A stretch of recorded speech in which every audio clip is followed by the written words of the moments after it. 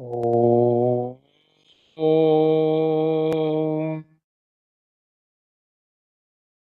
सहना भवतु सहनौ भुनक्तु सह वीर्यं करवावहै तेजस्विनावधीतमस्तु मा विद्विषावहै ॐ शान्ति शान्ति शान्तिः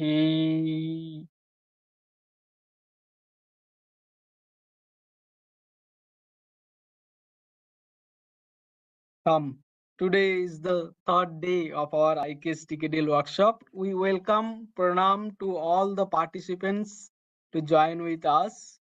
The IKS-TKDL workshop on traditional knowledge and traditional knowledge, intellectual property and people's right. Today, we are very delighted to have with us Madam Dr. Vijaya Lakshmi Asthana, Madam. Madam has a doctorate in chemistry from the prestigious institute Bhava Atomic Research Center, Mumbai. So, Madam has extensive experience, over 20 years experience in the domain of IPR, intellectual property rights. Madam is also editor of Intellectual Property Journal, Property Rights Journal. So, Madam will talk about the protection, how we can protect intellectual properties, traditional knowledge. So there are two paradigms. One is positive, another is defensive. So two aspects. So Madam will enlighten us about these two aspects of how we can protect our traditional knowledge. Over to you, Pranam, Madam. Please start your session. And before that, we request all the participants, please pay attention. We will have a short assessment at the end of the session. Over to you now. Thank you, Piyush ji. Thank you for the kind introduction. Namaste. Good afternoon to all of you. I hope I'm audible. Yes. Yeah, okay. So I'll just share my presentation. Yes, please.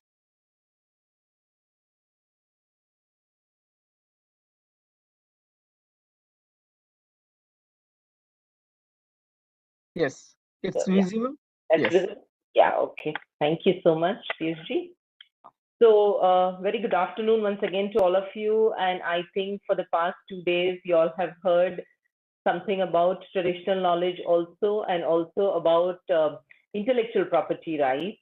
So, you all have a fair amount of information about what are the kinds of intellectual property rights and the duration, how normally what intellectual property rights protects, and so on and so forth.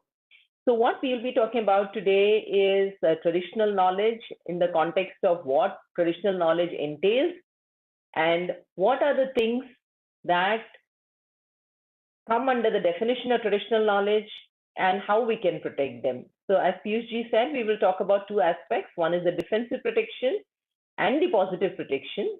So much of it will be about defensive protection because there is limited positive protection for traditional knowledge, especially in the context of India.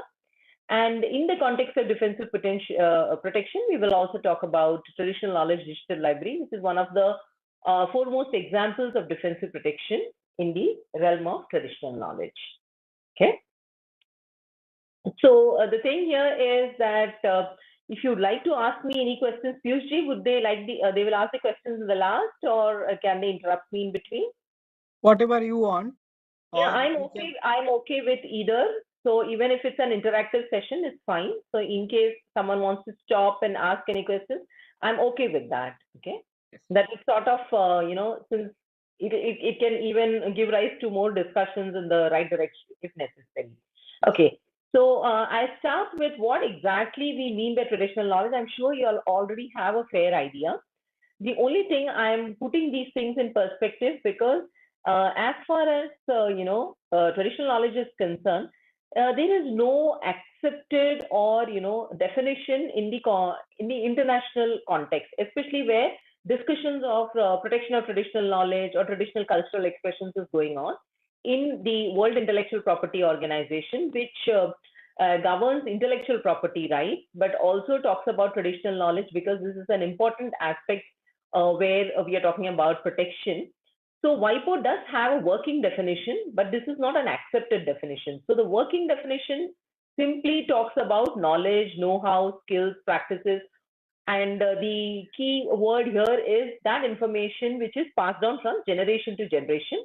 This could be within a community.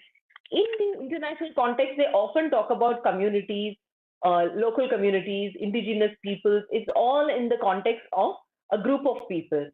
But when you talk about India, this could also mean, families, even individuals at times. So for us, the meaning of local communities and indigenous peoples is slightly different. We have tribal communities, we have tribal people. So we will keep all that in mind when we are understanding what traditional knowledge means. The other key point here is that it often forms the part of the cultural and spiritual identity of the people. Now, that is the case also in India, because you often have traditional knowledge which could have a sacred connotation, and also in the context of the people practicing it, it could be associated with certain rituals too. Okay, so we will go to the what and the where. So what is traditional knowledge? It is any type of intellectual, intangible cultural heritage. Now, often when you see this in the international websites and all, you will notice there are two terms which are used. One is traditional knowledge and the other is intangible cultural heritage. Now, intangible cultural heritage would mean not just buildings and monuments as is often understood. It could also mean traditions. It could also mean performing arts. It could mean these traditional crafts. It could mean even festivals, other rituals, and so on and so forth. Traditional knowledge is used more in the context of skills and practices, or in the form of, certain, it will have some science and technology sort of elements in it, which will relate to, say, agricultural knowledge, scientific knowledge, ecological knowledge, medicinal knowledge. We all know about folk healing and traditional healing. So all this also forms a part of the traditional knowledge. Similarly, biodiversity related knowledge, that is many of the knowledge about plants, what they can be used for, how they can be grown, about soil patterns, so many things. And all these practices among the tribal community have been, learned over a period of time, and they have also been adapted. So in that context, if you talk about traditional knowledge, it is not simply a science which was known thousands of years ago. It is that kind of knowledge which keeps growing along with time, and so it is therefore a living, dynamic type of knowledge.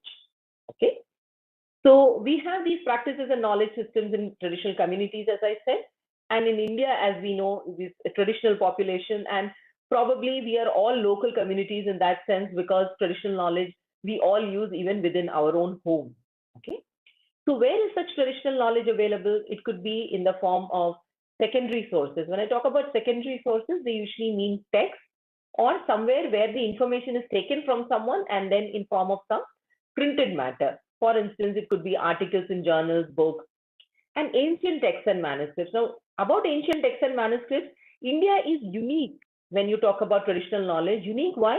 Because a lot of our information is already documented, and not so in other countries, because many of the countries like African countries or the South American countries, they have knowledge which is it is moved from generation to generation, but they are often in oral form. They may not be in the form of some documentation. But in India, we have a lot of manuscripts, a lot of ancient texts which has recorded all this information.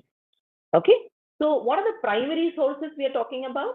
It could be individuals, as I mentioned, communities, families. So collectively, we will call all of them as traditional knowledge holders or traditional knowledge contributors. Okay. So keeping that in mind, the traditional knowledge, when I'm talking about the manuscript, there is one institution which is called as the National Mission for Manuscripts. This comes under the IGNCA. If you go and see in their website, they have actually digitized a lot of the manuscripts which are available in families, even in communities, and also in the museum. So they have documented over 43 lakh manuscripts and digitized several lakh pages. Okay, but thousands of manuscripts are still in unknown collections in India. And the main thing about this is the language and accessibility. A lot of this information which is there in manuscripts is not in languages that we understand today. Okay, so first of all, you will need that information to be converted by a manuscriptologist into some language that we speak today. Then we will be able to understand. Again, it is not necessary we understand the content. So you will need a domain expert or a subject expert to explain what is written in the manuscript. Similarly, the texts that are there, a majority of the texts are already out of print. So if you go looking for these, you will find these rare books in some institution, in some museum, but 85% of such books are all out of print. Okay, and they may or may not have copyright now as on date. Okay, so when I speak about traditional knowledge, I said a lot of it is there's documented knowledge. That is, in the context of India, it's a very important and large amount of information, which we also have an equally large amount of information which is present in the form of oral traditional knowledge. Oral traditional knowledge, I mean, it is sort of restricted within a certain community or a family or a individual or something, and it is not in any form that is documented.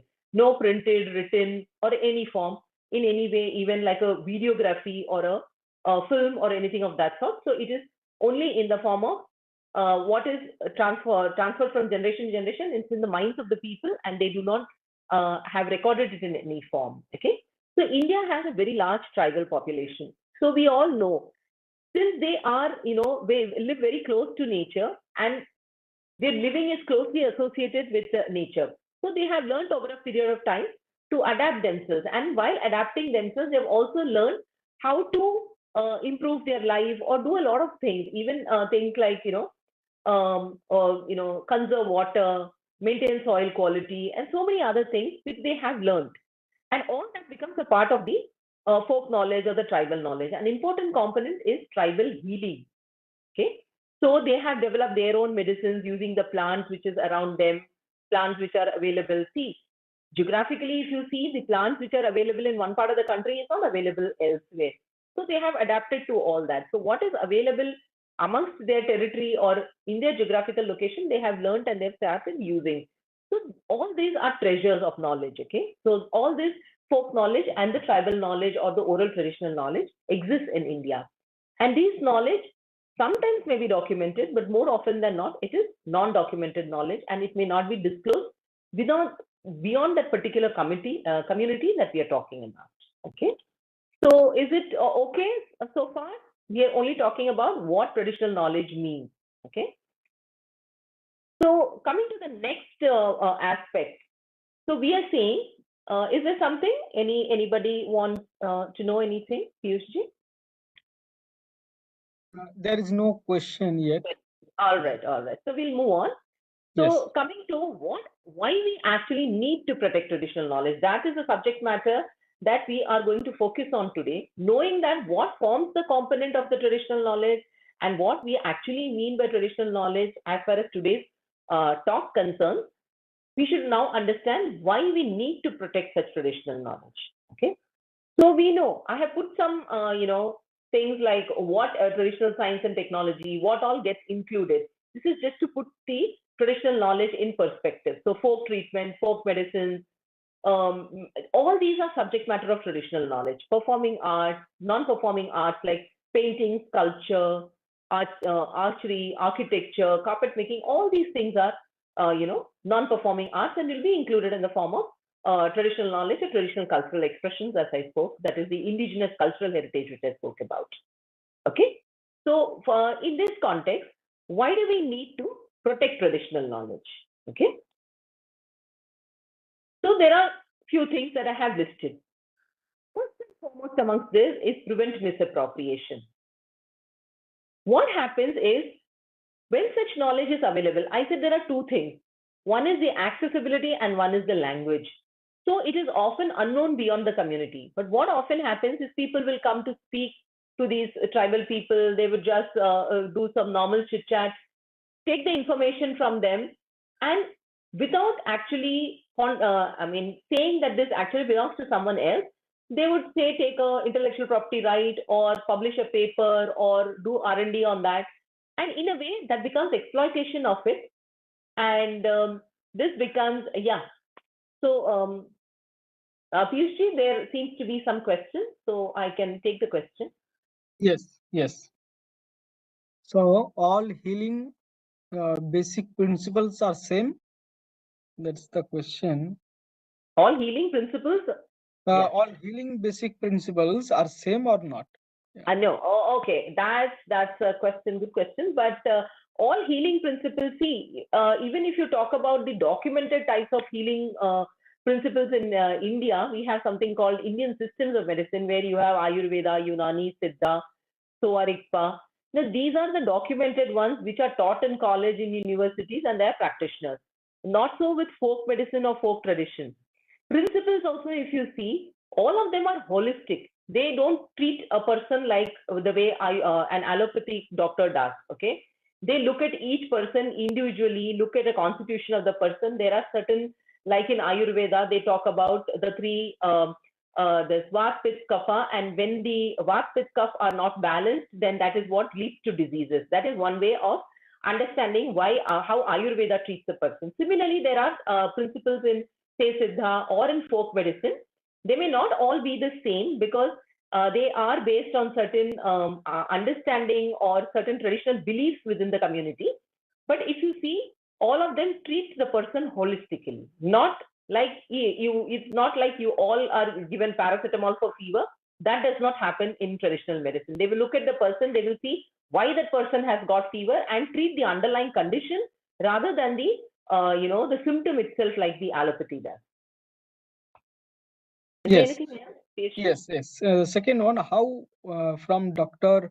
Indumati ji, how we travel oral knowledge, how we travel oral knowledge to product. Okay. So, tribal knowledge to product, there are ways, because there are supportive organizations. As we moved across the presentation, I will show some organizations and tell you who you can take help from. Okay. So as we move on, that our question will get answered. From Moniji, can only tribal knowledge be termed as traditional knowledge? That's the question. Traditional knowledge is the broader, term. Okay, tribal knowledge, when you talk about that, has traditional elements to it, and if it has, come from generation to generation and has that component of having some traditional, living, dynamic customs or some kind of knowledge which is there within that, that will classify as traditional knowledge. So tribal knowledge can fall within the bigger terminology of traditional knowledge. So the second question from Moniji, does the fields of traditional knowledge related to science and medicine are proven to be accurate? Yeah. So this we will keep for the last, because once we move on from this, I think this question can be answered at last. I'll keep that in mind. Yes, Piyush, I will please also flag it and let us take it to the last, because this will also get answered over this, and maybe at the end of the session, it would be better to answer the question. Yes, Okay. the last one, how we can Yeah. prevent misappropriation. Yeah. So that also I will come to as we move on. Okay. So the other questions, if they are related particularly to what we are talking about now, we will take those. Okay. And those which will come as in the broader context, we will take it at later stage. Okay. Awesome. Awesome. So yeah. So when I talk about misappropriation, I will tell you more about misappropriation. What I'm talking about now is why we need to protect it at all. The first point is to prevent misappropriation. The second thing I have written here is, I said every traditional knowledge is associated with some cultural or spiritual identity. We need to protect that, because when you try to protect something like intellectual property rights does, okay, that will be a very 2D kind of protection. That is only that information which is there on paper. But when you talk about traditional knowledge, it does not have, it is not a two-dimensional knowledge. It has so many dimensions to it, which covers all this cultural spiritual identity. So when you protect, again, this has to be a overall kind of protection. So that kind of protection is what we need. Another thing is, all these traditional knowledge are associated with livelihood of the knowledge holders. Like for instance, if I talk about a traditional healer, in some way by healing people, although they may not be monetary, okay, they may not take money from their patients, but in some way by healing those people, they are earning something, and that is the way they are sustaining themselves, and that is the way the communities sustain themselves. So it's important to protect that. Now, by doing so, what we can do is, by protecting, we can identify who is the owner of the traditional knowledge. And by doing that, we can ensure that there's some kind of attribution or some kind of benefit sharing with the traditional knowledge holder. Okay. So these are the components that we are looking at. I have also written something called prior informed consent. As we move forward, I'll explain to you what it is. Okay. But keep in mind, these are the things that we are looking at when we're talking about traditional knowledge protection. So what exactly do I mean by misappropriation? There is also another term you will often see, biopiracy. Okay. When you say biopiracy, it is usually associated with some genetic resource, means some biological material. Biological material means it could be plant, some animal, or some natural ingredients which are used for preparation of the product. So that kind of taking and using without knowledge of the traditional knowledge holder, that's also a misappropriation. Okay. So there are two ways of doing it. One is you take some sort of IP protection and you become the owner of the knowledge, whereas that actually you have taken it from some traditional knowledge holder and that person is not aware, and you are gaining some commercial benefit out of it. The other thing is you exploit this, you convert it into some R&D, then do something, and you do not recognize the knowledge holders, not give them any compensation. So all these are forms of misappropriation of TK. Okay.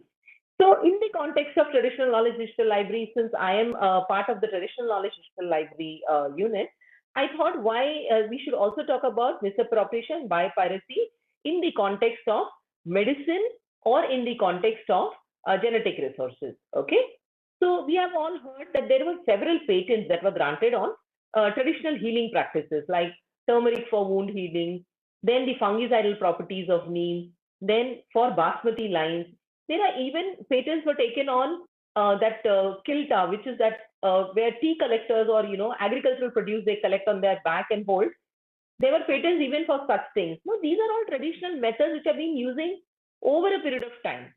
So what happens is when such misappropriation happens and patents do get granted, it becomes very difficult to fight against those patents, because what you'll have to do is go to the court, you will have to arrange a lawyer, then you will have to produce the necessary evidences, and this all take a very long time. For instance, if you talk about the fungicidal property of neem, which was filed and granted in the European Patent Office, it took 11 long years to just get the patent revoked. Okay. So considering all that, we must understand why the protection of traditional knowledge becomes important. Because what happens is someone else takes IP on your knowledge, then you no longer can practice or use that knowledge. Okay. All these were revoked at some point of time, but it took a lot of effort, time, and money. So I come to the actual part of the lecture today. That is, what is defensive protection? What is positive protection? Defensive protection, we mean it is a set of strategies. Okay. It is only to prevent another person from taking some sort of illegitimate gain or illegitimate protection of some information or knowledge that is of the knowledge holder. Okay. That is a defensive protection. So it's more like a preventive protection. It is not a direct protection. When we talk about positive protection, it is some form of legal protection or some legislation which actually protects the right of the traditional knowledge holder. Okay. So in that case, there will be some sort of redressal also in case that rights get affected or someone takes away the rights from them, then there will be some legal recourse to it. So what we mean by positive protection is that there are some national, international laws or some sui generis form of some sort of protection which will give the TK or the TCA knowledge holders some rights and also allow them to seek any redressal. Okay. But so far, if you see, most of the protection that I will talk about today or that is existent in India is all defensive protection rather than positive protection. So what do we mean by defensive protection? I told you it is to prevent the other person from gaining knowledge. Gaining rights on other person's knowledge. So how that can be done? One way of doing so is actually, documenting all that information. By documenting, what you do, you show that that information is already known. So in case you go for patents or that, now you all listened to the IPR protection yesterday. So you know that for any IPR protection, that particular product or process has to be novel, it has to be new. Okay. So if you have produced something and printed it, then what happens is that information now becomes already public domain information or known information. So as against that, if you apply for a patent, then this becomes prior art. Okay. So it cannot be patented. So in that way, you're preventing that person from patenting information that is already known. So one way is documentation. So I put some examples on the screen. So there are many institutions in India who work on documentation of traditional knowledge. If you see the central councils that are the Ministry of Ayush, Ayush is actually the Ayurveda, Unani, Siddha, all this it manages. That is the Ministry of Ayush. So they have also produced, several books on herbal wealth of Uttarakhand and the healing practices and so on and so forth. Similarly, you have databases of ethnomedicinal plants which are produced by ICMR. Here you have details of the plants. You have the picture. You will have what condition it heals, the vernacular names. Then you have a compendium on traditional tribal medicine. You have information on tribal museum. You have several books, like it's found online also, from the Ministry of Tribal Affairs, where all information about the state, including the handicrafts produced, about the people, about what they use, all those things are also explained. Okay. Another example here is the Indian Medicinal Plant Database. This is the National Medicinal Plant Board, which comes under the Ministry of Ayush, and this is a site which you can go and see online. This contains a lot of information on medicinal plants related to Ayurveda, Siddha, Unani. It's got the names, it's got the species, images, then botanical entities, and some sort of morphological details, and all those things also.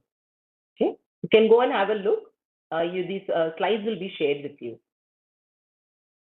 Other similar portals on medicinal plants, we also have others. This is like the NVIS portal on medicinal plants. This is also one of the natural resource systems. It has got database covering botanical plants. Now, we were talking about, somebody spoke about tribal knowledge to product. Okay. Here I have shown something called Honeybee Network. We also have something called the National Innovation Foundation. These are all institutions which work with grassroots innovators. Okay. So when I talk about grassroots innovators, they could also mean tribal people, and they could be people who have healing practices or some traditional handicrafts and so on and so forth. So what these institutions do is, see, when you have a traditional knowledge, I said traditional knowledge is already known information, but sometimes there could be information which is, a sort of unknown, in the sense that it is not recorded, and possibly it could be even potential IP. So National Innovation Foundation is one such organization which works with grassroots innovators. Also, it could help them to apply for patents, get patents granted, or if not, then even help them commercialize their products and so on and so forth, and also help them in scaling up from a smaller level to a higher level, help them in getting grants and so on. Okay, so these are the institutions. Again, you will get this presentation, so you can look at all these examples of institutions, and maybe if you have people, you can ask them to approach one of these organizations. NIS has branches all over India, so you can approach them. This is one of the examples that I am putting here, is the TK inventory in the ICAR. So here what they have done is not only collected information about the natural ingredients, they've also validated some information. See, Indian knowledge systems, these are, it's very important to understand that a lot of us think that knowledge systems, like this question was also asked. So knowledge systems, Indian knowledge systems practiced over a period of time. If you talk about the healing systems, it is time tested. Okay, so many people have been treated with those medicines, so we know it works. But yet, in the modern context, what do we ask? What is the evidence that this works? Is it scientifically validated? Are there clinical trials that are done? How do we know that this is going to treat me and I'm going to fine, and they're going to be fine, and there are no side effects? Okay. So more recently, a lot of institutions have also been working on validation. Okay. By validation, also there is some kind of defensive protection for the traditional knowledge systems, because Now people know that they exist and they also know that it works. Okay. So in a way, you know it works. So there's not going to be a third party claiming something different or claiming that it is their own. Okay? Now, before I go to the TKDL per se, we have to understand what is the kind of defensive protection that exists in the patent law itself. You all heard about the Patents Act yesterday, so you know what patents are. Also in the Patent Act, there is a section 3 which talks about what is non-patentable, that is inventions which are not patentable. One of them is traditional knowledge, okay? So any invention which is traditional knowledge or which is an aggregation or duplication of known properties. That is, it is a mixture of just all known knowledge which is already existing in traditional texts. Okay, such information is not patentable. Again, as I said, this is a kind of a defensive protection. So you're preventing people from, gaining IP protection on already known information that is traditional knowledge. All right, keep that in mind when we move forward. Now, when we started the TKDL is there anything, Piyush ji? Is there anything anybody wants Yes, to know? one question. Is it possible to identify the honors of TK scientifically? That's a very tough question. Actually, identifying owners of TK is one of the most difficult things to do. See, as far as it is, you know that it is within a particular community and that community has given that information, you know, it rests with that community, so you think they are owners. But often in India, like for instance, we have border states, we have people on one side of the state also having this similar knowledge, another side of the state also having similar knowledge. So, and over a period of time, when that knowledge has evolved, it has evolved according to the community. Probably it started from the same source, but at this time, at the stage that it stands today, it may be kind of little distinct and not the same. But when you look at the ownership or when you look at the origin, they may be similar. Okay. So when you talk about ownership of traditional knowledge, as long as they have evidential, this like, you know, this particular community has all the information, you can identify. These are straightforward cases. But where it is diffused and it is moved across regions, then there may be lot many more owners. There you will have to look at who all have the particular knowledge. In tomorrow's lecture, I will speak more about owners, you know, because traditional knowledge ownership is not simply just a person who owns that knowledge. It could be many things. You know, a person who is a custodian, it could be a person who practices it, and so on and so forth. Okay. So those are the things also we will look into. We will look at it in more detail tomorrow. Okay. So when I talk about the TKDL, it's a database. Why we started TKDL in the first place? Only to prevent misappropriation. That was the primary objective of TKDL. Okay. So that particular thing is that we started this because we have so much information in traditional texts in India, but in languages which are different languages, they were not accessible to patent examiners. So they could not search for this as prior art, and therefore they could not be evidentiary proof for saying that a particular application is non-inventive or it is not novel. Okay. So when we started TKDL, the idea was to put together all the information that is there in our different texts in a language and in a format which is understandable and accessible to patent examiners. Okay.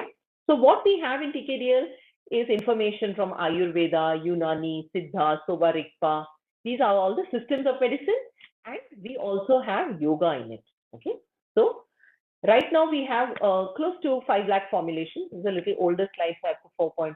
So we have been working continuously since 20 years on this information. How we put information into the TKDL is through something called Traditional Knowledge Resource Classification Code. They are entries from text, but in a particular searchable, structured format, because in that way it makes the data accessible and amenable even to searches. Okay. Then it is available in English, French, German, Japanese, and Spanish. Why in international languages?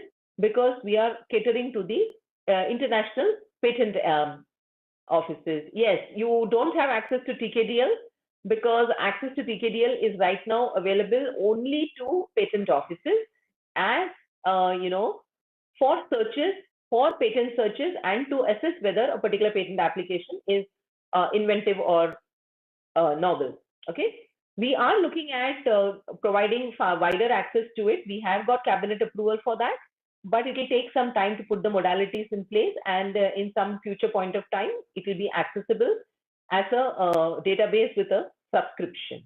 Okay.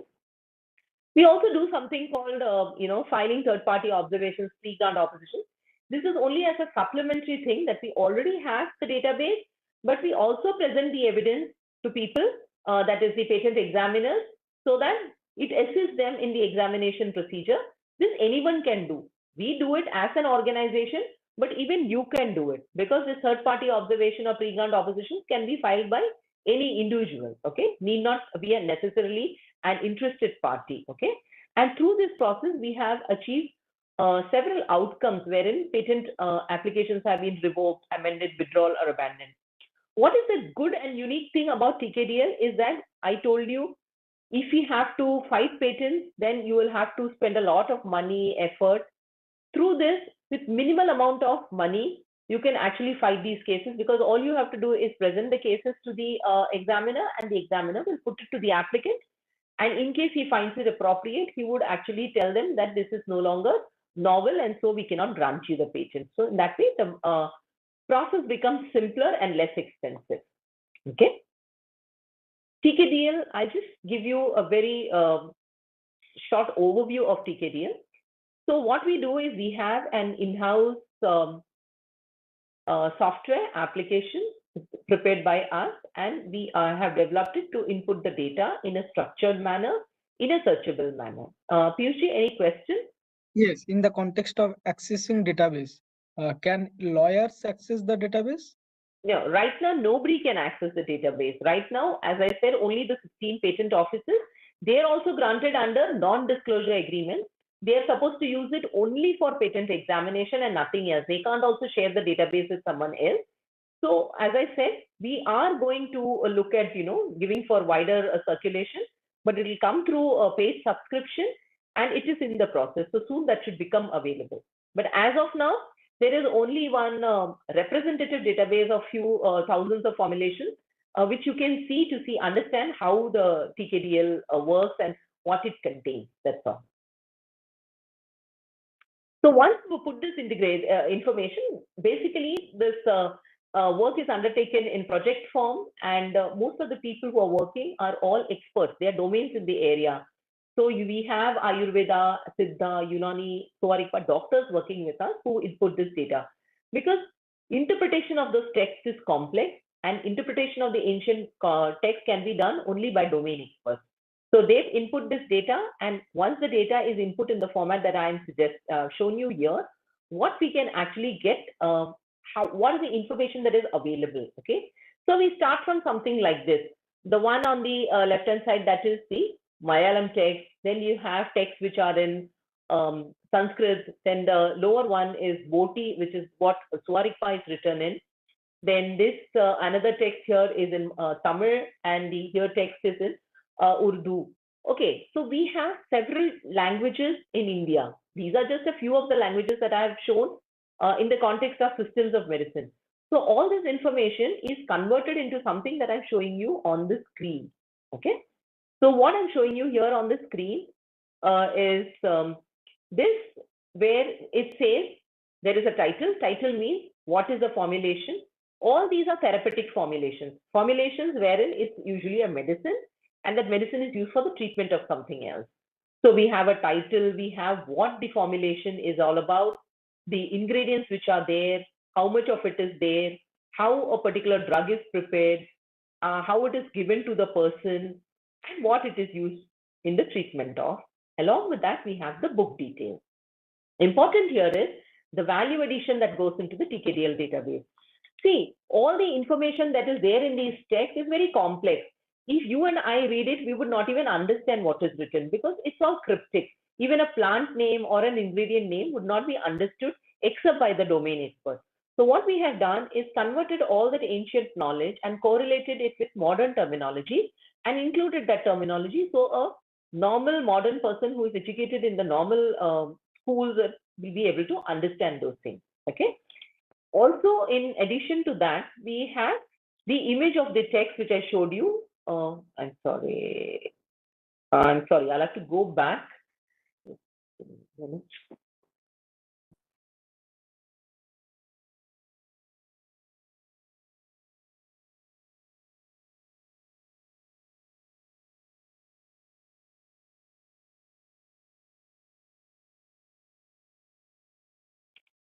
Okay. So give me a minute.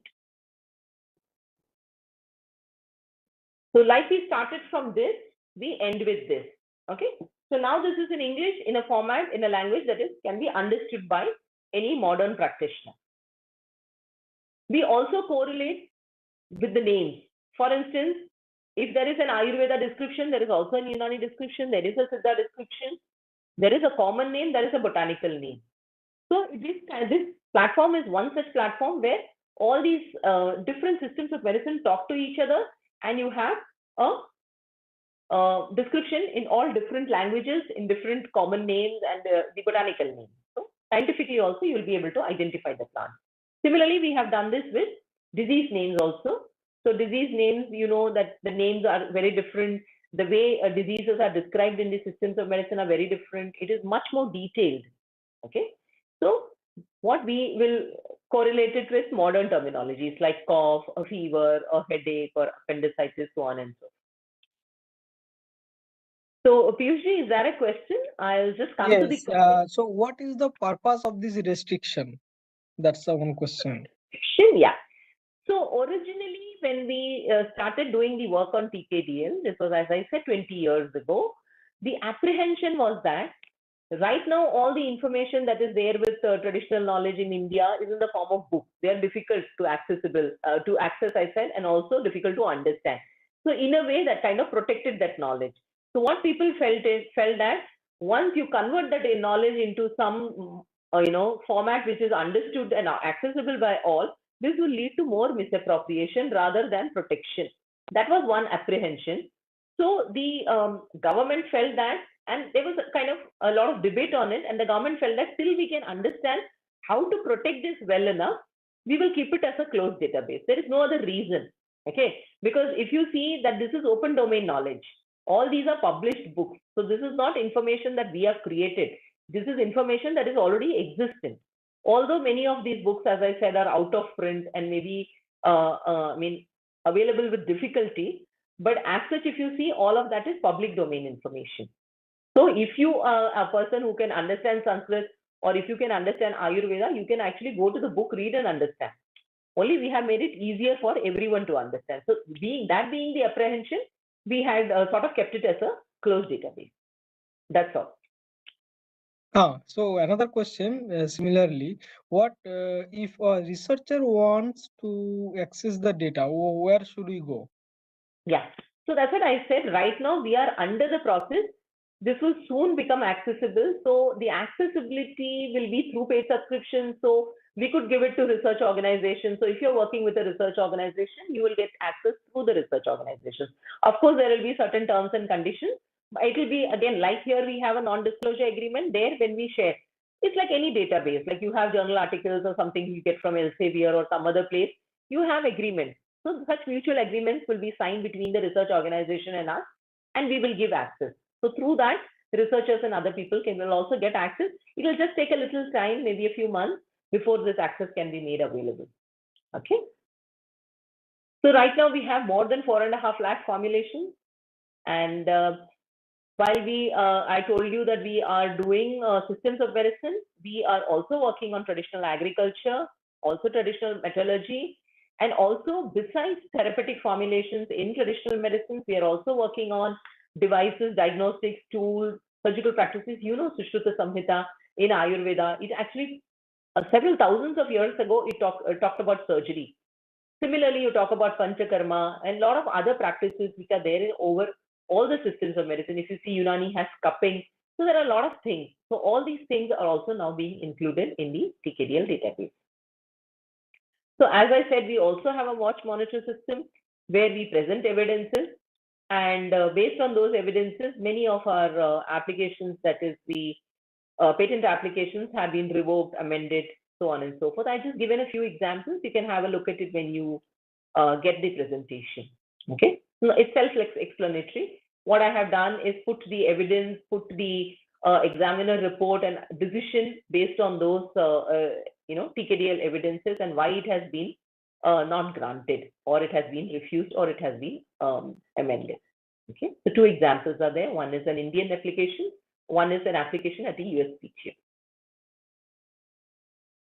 So similar to the TKDL databases, so it is not just that in India we have such databases. There are also, if you search online, you would find that there is a traditional medicine database of Taiwan. Of course, these databases are all different. The TKDL is unique in the sense, as I said, it's a value-added database and it contains information from our ancient texts. These texts are more linked to modern data. You will have omics data. It will have, biotechnology-related information in the current modern context. Okay. Similarly, this Korean traditional knowledge database also has plant names. It has diseases recorded in old and then modern journal articles relating to that. There are also some other traditional knowledge digital library type of this. Actually, many of these countries, South Asian countries like Philippines, Malaysia, Thailand, they came to India. They studied the TKDL, model and actually took the same thing to their country and also created such databases for themselves, which many of them are not available online. Again, they are all closed databases for use within their country or community or within the patent, office and so on and so forth. One another effort that I wanted to talk to you about in the context of oral traditional knowledge, that is, documentation, is the People's Biodiversity Register. Now, India has one ministry which you may have heard of. That is Ministry of Environmental, Forests and Climate Change, Environment, Forests and Climate Change. So under MOFCC, you have a National Biodiversity Authority. Okay, this is created under an act. This is basically for managing biodiversity related issues, and under this they have one mandate, that is creation of People's Biodiversity Register. So the oral traditional knowledge that I spoke to you about is often recorded by them through something called Biodiversity Management Committee. So they go to the panchayat level, that is the village level, and prepare and maintain PBRs by talking to people, talking to communities, having these consultative processes, and this information also contains associated traditional knowledge, okay, along with genetic resource information about the people, their ecological knowledge, practices, about the terrain, geographical information, everything is there in this. Okay, in that you have traditional knowledge also. And one important thing that the National Biodiversity Authority also does is gives due recognition to access and benefit sharing. And while it does access and benefit sharing, there are also formula within the act which says that if you take somebody's genetic resource or if you take somebody's traditional knowledge, then you have commercial benefit from them, then you have to return to the community, and that return as a formula. So that can be monetary, non-monetary. There are several ways of doing it, but there are provisions in the act.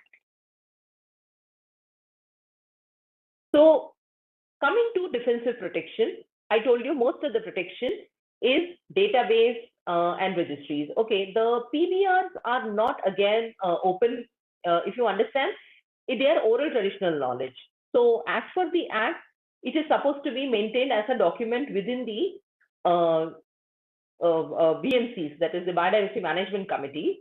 And although they may have physical copies of it, it is not generally distributed amongst people. Okay, so it's not commonly available.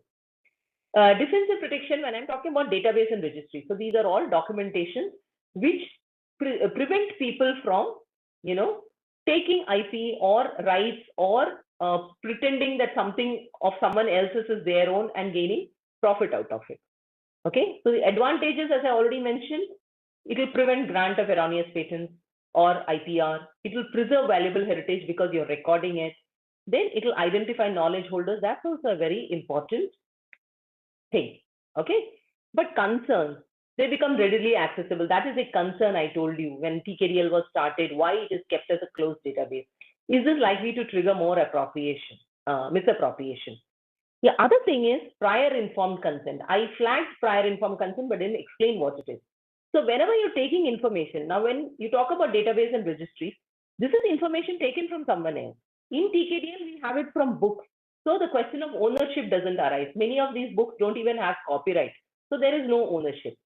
But, and also we are not making it public. So in that sense, the copyright protection still, the exemptions still are valid. But when you take information from a knowledge holder, was prior informed consent taken? I will explain more about prior informed consent tomorrow. But then in simple terms, it means have you taken permission from the person to document it? Okay. So that's one concern. Then information control. Once when you create such databases, whose is it? Whose is that information? Because that's a collection of information from so many places and so many people. So who becomes custodian of that entire database or a registry? Okay. Extent of access.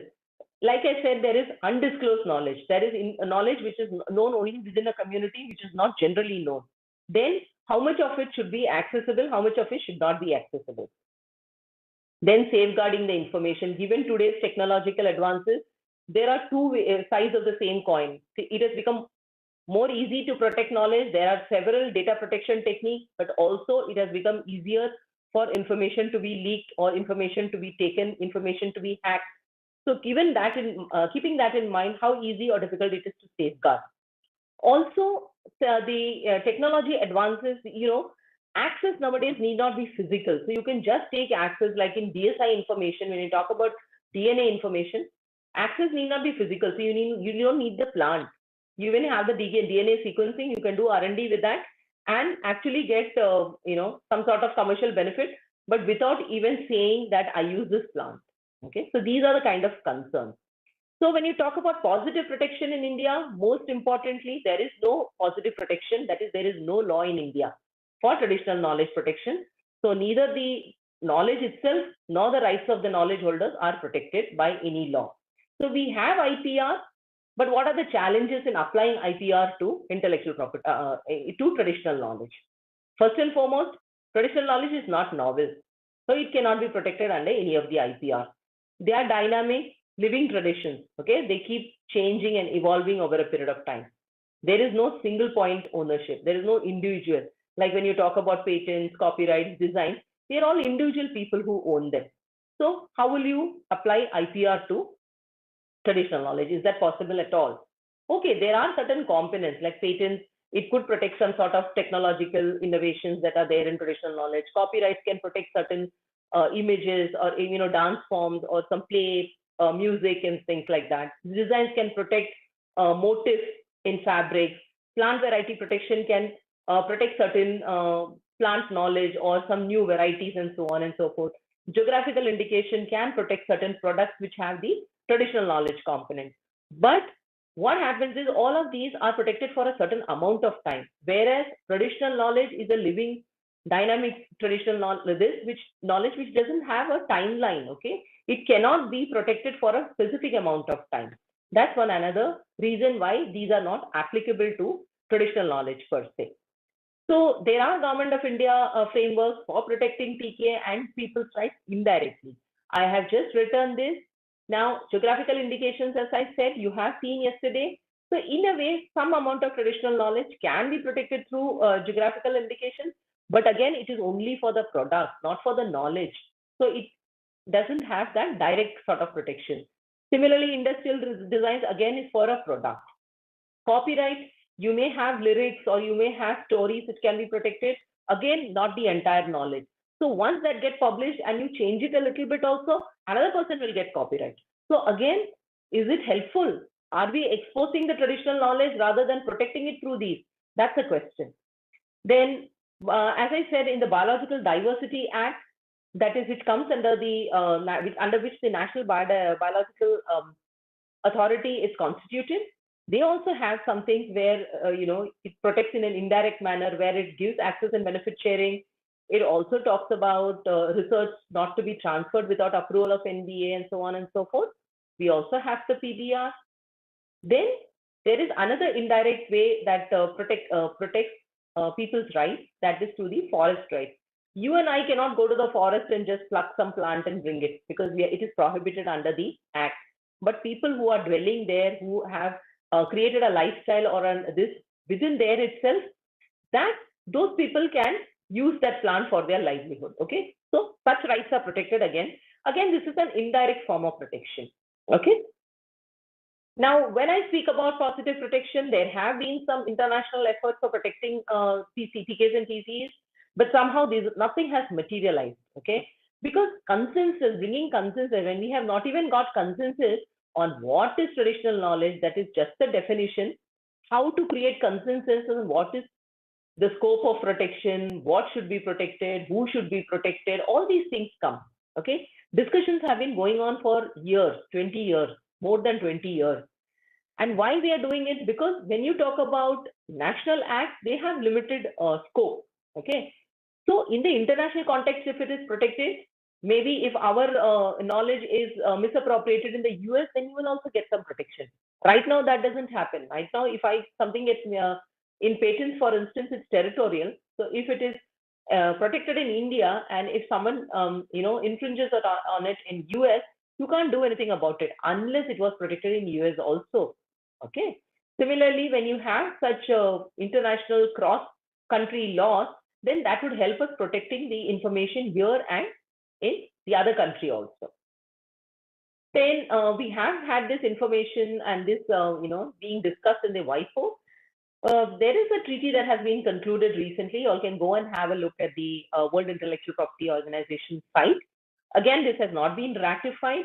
So this has happened as recently as in May.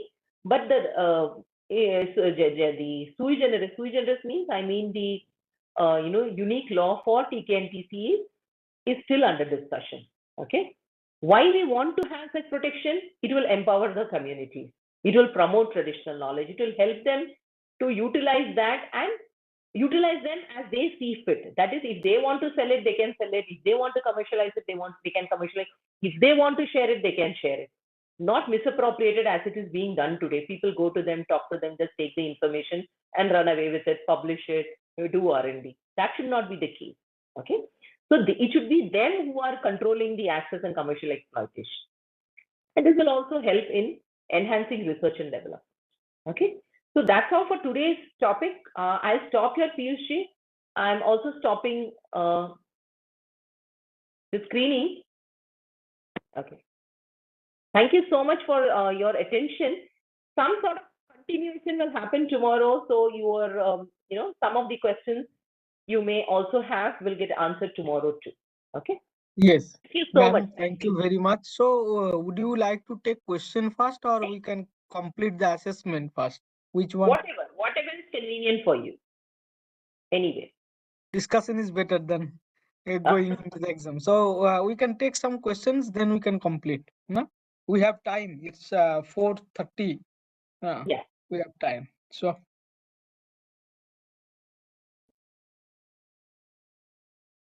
Some request from the audience assessment, please.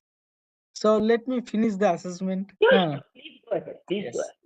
So we are sharing the link. Please complete the short assessment within 10 minutes. Then we'll come back to the question and answer session.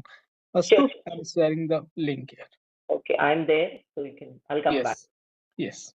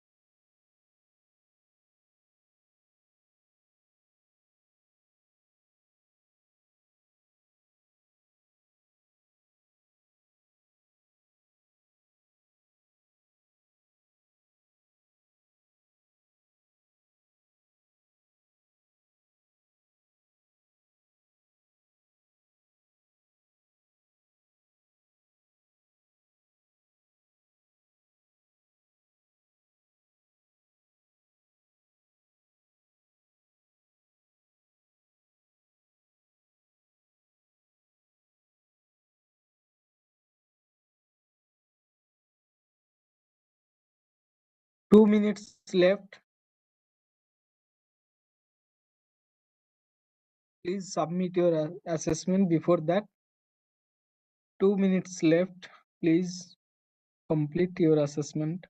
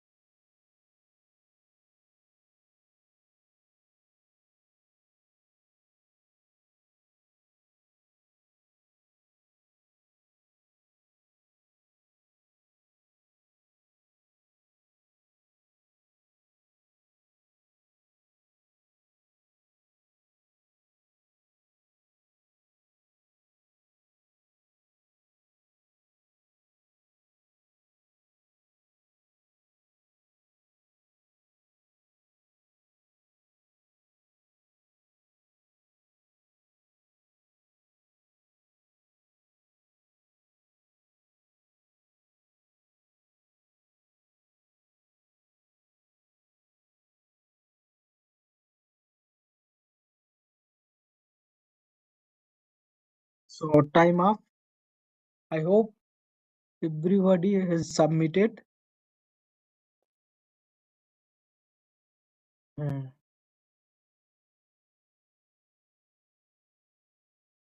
So we request all of you, if you have any question, doubt, or anything, please raise your digital hand. We will unmute you and you will ask your question.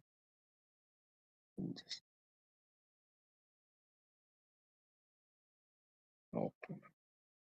So, ma'am, can we take those previous questions? Where, does the fields of traditional knowledge related to science and medicine are proven to be accurate or not? Uh, Yeah, voice. yeah, Yes. yeah, yeah. Yes. Okay. So I'm saying that question was sort of answered during tea. Mm. All these things that we talk about traditional knowledge are in a way time tested. Okay. Even when we talk about healing, it has been used over centuries, over several people. So in that way, we know it works. Okay. But otherwise, if you talk in the modern context, if you seek validation, then there has to be some sort of scientific experimental studies that need to be done by which you know that a particular thing works. Okay. But as far as I understand, the while we have worked with the healing practices, especially in Ayurveda, we know it works. Okay, so it is like for you to have trust or belief in the particular system, you would, as a modern person, think that there should be some evidentiary experimental studies done for that, and that is being done nowadays. And many of these things are being found to be very useful also in that context. Yes. So there is a question from Dr. Sanjay ji. In my family, since 2 to 9 decades, we are providing medicine on free of cost to the needy patient. I would like to know that how it can be patented and what kind of evidences evidences and proofs are required for that in the district Aloka district, Maharashtra, from Maharashtra. Okay. So I will answer this question maybe.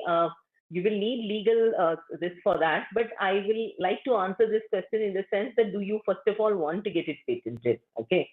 As I told you, once you patent something, the protection that you get, although it will be in your interest for commercial interest, it can prevent others from doing or practicing that particular invention. After a particular amount of time, when you apply for a patent, after 18 months, your information or whatever you have written in the patent will get published. So now this becomes public knowledge. So what if you had in your family and nobody had known? It would be like some sort of secret knowledge which was resting within your family itself, and that way it would have been some sort of information that was known only to you. But the moment you put it out as a patent, I agree that you will. This is up to you. I'm just putting the different context perspective so that you understand and do whatever you want to do. You will get the protection for 20 years, but then it becomes, after 20 years, it will become public knowledge. So then anybody can use it and commercialize it or do further R&D on it or do whatever they want. Okay. Given that scenario, if you still think that you want to, get a patent on the healing practices that you're speaking about, a patent application, if you go and see on the website or any website, you will see has certain components in it. So the last part is what is protected normally. It is called the claim, where you will have to write it in a particular format. It's got a legal way of writing these things in single sentences, and that is what is protected. So while presenting the information, you will have to present the best method of doing the invention. So in that way, you will have to show how your particular medicine, if at all, works, okay, along with all the details of the particular medicine, if it has several ingredients, how it is prepared, what is used, how much is used, how it is given, and then, there will be different compositions, all those things you will have to explain. All those things will have to be presented in tabular form, and also if it is in medicines, you will have to show some trials that you have done on people and all that, and only then in such a format only it will be accepted, and then finally the claims which will be, they will be the ones which will be protected. So the best to do file a patent application is always better to take legal help, okay, while filing it, because it's not easy for a common person to file, or Yes. for that matter. Yeah. Uttam. From the audience, Dr. Shankar ji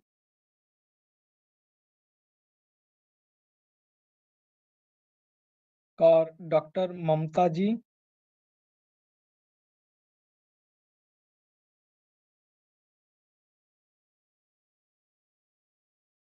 Dr. Kirtika ji. Namaste, sir. Yes. Actually, traditional knowledge, as far as is concerned, it is of Indian origin. We are talking about the old methods and systems. Then my query is, why there is a need for the TKDL to have foreign languages also to be included in the documentation? Yeah. Is it not that we ourselves expose? Is it not in that way, like? No. The languages that I mentioned was specifically so that the people sitting in the foreign patent offices can understand. As I said, we wanted to make the document understandable to patent examiners. For instance, if you see in the European Patent Office, it has 3 working languages. One is English, German, and French.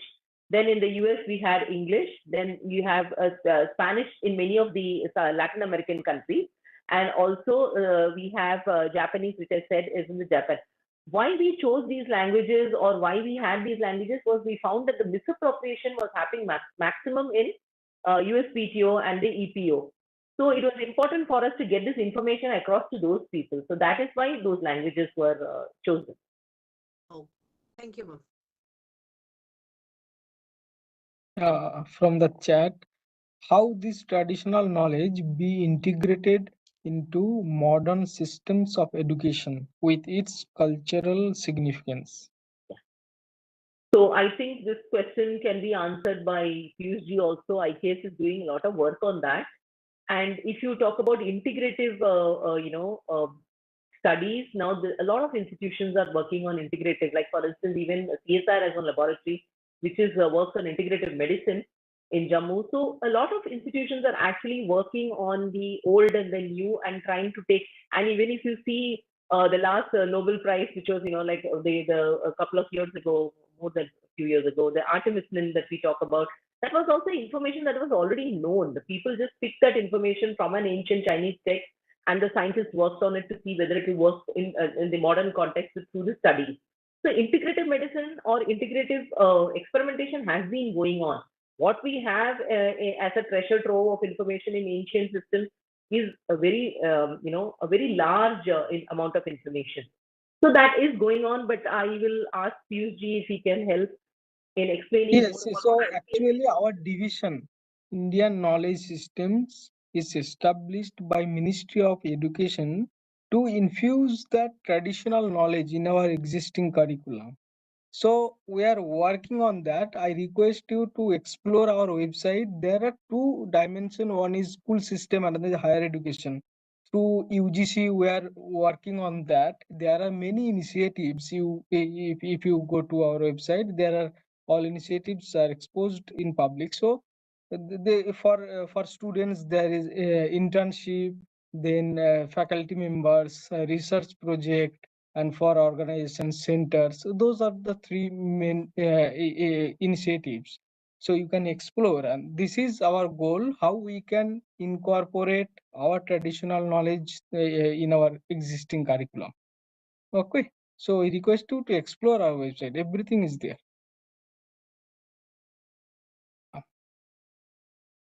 Then, namaste, Naranji. Yes, sir. Sir, I have a question. I think we have a subject as well in the UGC net for Indian knowledge system, and I do see the syllabus. Syllabus is quite diverse, and it touches a lot many things. But I think we don't know like what exactly we have to cover. We don't have to cover, and I think IKS is also quite popular in most of the HEIs in higher education institutes. So to qualify for the UGC paper and to prepare for that, do you suggest any kind of material which we can refer, wherein all those subjects or the syllabuses can be covered? Or how should we go for that? Because it's very hard to find all those subjects being from technical background. How should we go for that?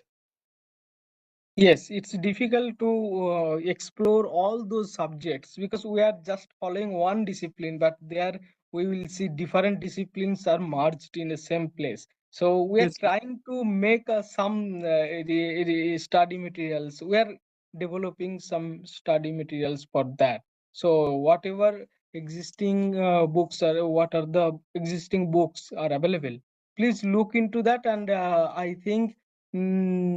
The Indian Knowledge Systems Introduction and Application, written by Mahadevan, other scholars, Dr. Mahadevan. So that's one of the books you can look into, and there are other books are available right now. So it's difficult. It's true.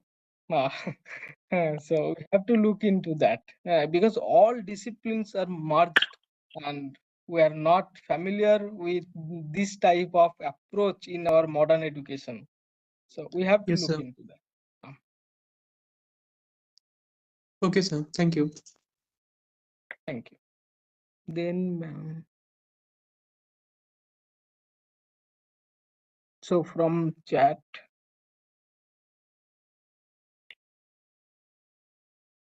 is there a financial or monetary benefit for carrying out this exercise? Data TKDL data saving other than just protection TK. What about commercialization and licensing about this knowledge so it reaches to the public? As I said, TKDL primarily the objective was to prevent misappropriation, and I also said the information that is there is already there in public domain. And like I mentioned, what is already traditional knowledge cannot be patented. Okay, so we are not in the business of patenting. We are in the business of only creating a prior art database wherein which will stop other people from taking patents on information that is already known to us and which is already existent in, what we have. We are also not in the business of commercialization. So our primary objective is this. But now that we will be able to share this information with others, it will help in future R&D among the public research institutions or researchers, because it's the kind of information which will be useful for further research. Okay. Having said that, we are not looking at any sort of commercialization or patenting. No. So question, what about yesterday assessment? No, so we inform to those who have missed yesterday and day before yesterday's assessment, please follow our sessions and complete the rest of the assessment. Okay, and what is the preliminary process of IPR, copyright, patents, etc. after work completion of TKS? Is there any guidelines available, ma'am? No, I didn't get the question. Can you repeat it? Yes. What is the preliminary process of IPR? IPR, okay. After work completion in TKS, traditional knowledge. Okay. That's what I said. See, you will have to first understand what kind of information you have. Does it have potential for intellectual property rights? Now, intellectual property rights in the collective sense doesn't, I can't explain in the collective sense because each of it is governed by a single law, which you must have heard yesterday. There are different types of intellectual property rights. To approach or apply for protection under any intellectual property rights, the procedures are all different. For instance, if you want for patents, then it is, I said, granted for 20 years. So that's usually for science and technology type of inventions, where it will be a product or a process, and then you have to give all these explanations. It's a very substantive document. Okay. So for that procedure, if you go to the patent office site, there is a CGPTDM, Controller General of, the Office of Controller General of Patents, Designs and Trademarks. You will get all this information, how a patent is to be applied. Okay. Similarly, for copyrights, it's a copyright registration. Compulsory registration is not there. Once you fix any kind of information that is you are an original creator of, that becomes copyright of yours. Okay. But having said that, if you are talking about traditional knowledge or some TK systems that you have, it has to fit into the criteria. That is, for a patent, it has to be novel, inventive, and have industrial applicability. Similarly, for copyright, it has to be an original work. So all these criteria, if it fulfills, only then it can fit into the category of even being a potential candidate for that particular intellectual property. Okay. Yes. If so, we can take another one question. So it's already 5 o'clock, ma'am. So if we want to do the human study to check the beneficial effects of some Ayurvedic herb on human health for community study, from where we need to obtain permission? I'm not the right person to answer that question, but yeah, the clinical studies are done for this. Maybe we can you can connect to me later.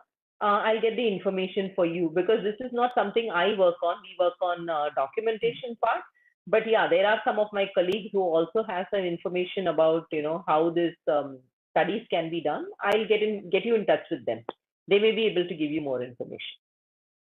Yes, because all PPTs and all PPTs will be shared, will be uploaded in the Google Drive. So information, contact numbers, all are there. Please contact to Yes. ma'am and sir, whoever. Now, ma'am, should we close? It's 5 o'clock. So if you have any questions, doubt, please tomorrow, ma'am will take another session tomorrow. So let us close with Shanti Mantra. Om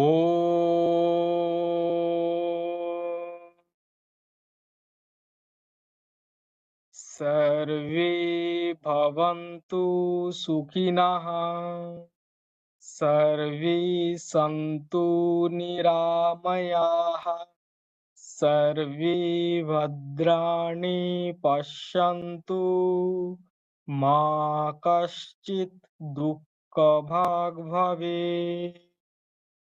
ॐ शान्ति शान्ति शान्तिः।